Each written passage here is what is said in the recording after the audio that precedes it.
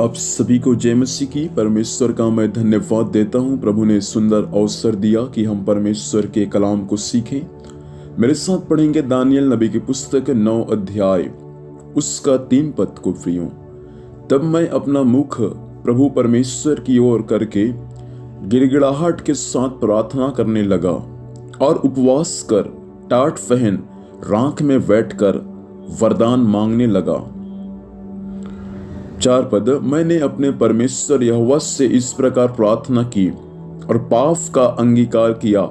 हे प्रभु, तू महान और भय योग्य परमेश्वर है, जो अपने प्रेम रखने और आज्ञा मानने वालों के साथ अपनी वाचा को पूरा करता और करुणा करता रहता है।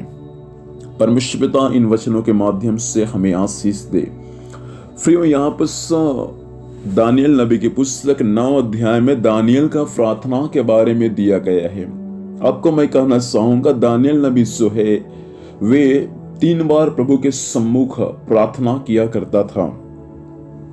यहां भी एक प्रार्थना के बारे में लिखा है कि दानियल नबी स्वयं प्रभु के सम्मुख उपवास के साथ, गिड़गिड़ाहट के साथ स्वयं प्रभु के सम्मुख टाट पहनकर राख में बैठकर स्वयं प्रभु से प्रार्थना कर रहा है। देखिए, दानियल जब प्रार्थना कर रहा है तो उनका प्रार्थना में विषय है। पहला विषय 3 पद में लिखा है, वो परमेश्वर से वरदान मांग रहा है। दूसरा विषय 4 और 5 पद में लिखा है, अपने पाप का अंगीकार कर रहा है। ये 2 विषय यहां पर हमको देखने को मिलता है। फिर और भी अनेक विषय होंगे, लेकिन यहां पर मुख्य रूप से 2 विषय। पहला, दानियल अपने लोगों के लिए भी प्रार्थना करता है, अपने लिए भी प्रार्थना करता है और स्वयं परमेश्वर से आंसुओं के साथ अपने विषयों को खुदा के सम्मुख में उंडेल रहा है। मैं आपसे कहना चाहता हूं, जब आप उपवास की अवस्था में रहते हैं, जब आप प्रभु के सम्मुख उपवास में प्रार्थना करते हैं, मैं आपसे कह दूं प्रियो, आपको एक विषय के साथ खुदा की उपस्थिति में बैठ के प्रार्थना करना है। दानियल वरदान मांग रहे परमेश्वर से, परमेश्वर मुझे वरदान दे।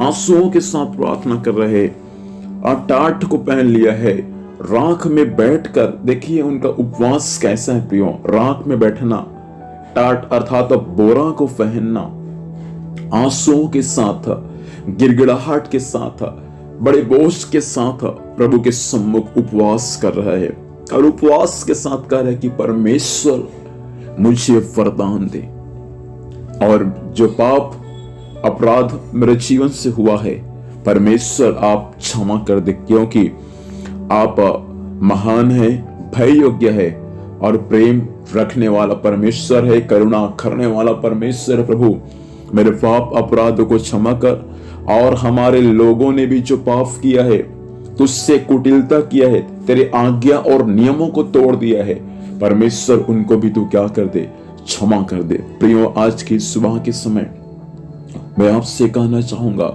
वरदान मांगना अच्छा है प्रभु से, लेकिन साथ में हमको प्रभु से भी अपने पापों के प्रायश्चित के लिए उपवास में पश्चाताप करने की भी आवश्यकता है। कई लोग मुझे सुन पा रहे हैं, प्रभु आपसे कहना चाहता है प्रियो, अपने पापों से पश्चाताप करें, अपने पापों से तौबा करें, क्योंकि हमारा यीशु मसीह केवल वरदान देने वाला ही परमेश्वर नहीं है, वे हमारे पाप और अपराध को क्षमा करके एक नया जीवन दान देने वाला भी परमेश्वर है। आइए अपनी आंखों को बंद करेंगे और हम प्रभु से प्रार्थना करेंगे। स्वर्ग में विराजमान परमेश्वर पिता, हम आपको धन्यवाद देते हैं प्रभु आपके वचन के लिए। वचन के अनुसार आपने बातचीत किया प्रभु से। वचन प्रभु सभी लोगों के लिए आशीष का कारण होने पाए। जब हम उपवास में बैठते हैं पिता, आपके लोग प्रभु अलग अलग विषय के साथ उपवास में बैठने वाले बन जाए, ताकि उनके विषय यीशु के नाम से पूरी होने पाए। उन्हें वरदानों से भरना प्रभु, आत्मा के फलों से भरना प्रभु। मैं प्रार्थना करता हूँ परमेश्वर पिता, उनका पाप क्षमा किए जाए, उनका अपराध क्षमा किए जाए। यीशु के लहू में आपके लोग धुल कर शुद्ध और पवित्र किए जाए। प्रभु सहायता कर और अपनी महिमा को प्रकट कर।